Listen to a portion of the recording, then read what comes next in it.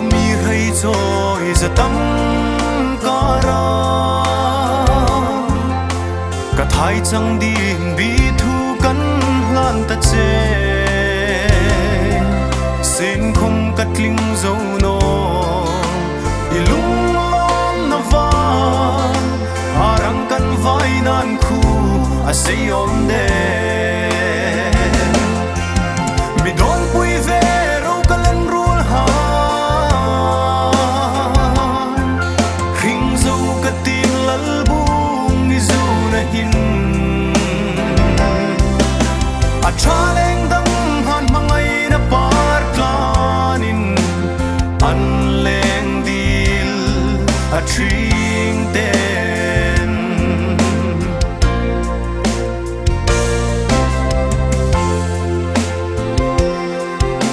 i moi na in leng tin a khum zo nge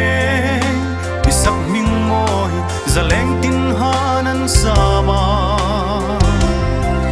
kei kata din trap na ani sia nangang mit nem tu ding ka vangai nge mi don pui ve ro kalan rul ha Hringzo ka tim Lalbuong ni zu na hin a chaleng dang han mangai na par klanin an leng dil a tring ten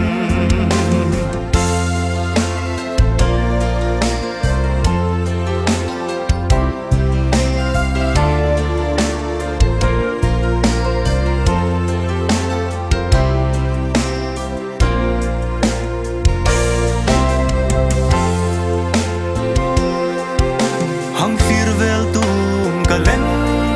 rul ha an ring lom na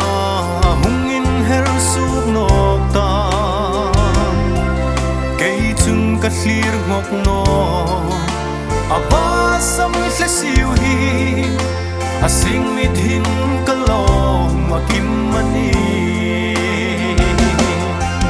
mi don pui ve ro kalan rul ha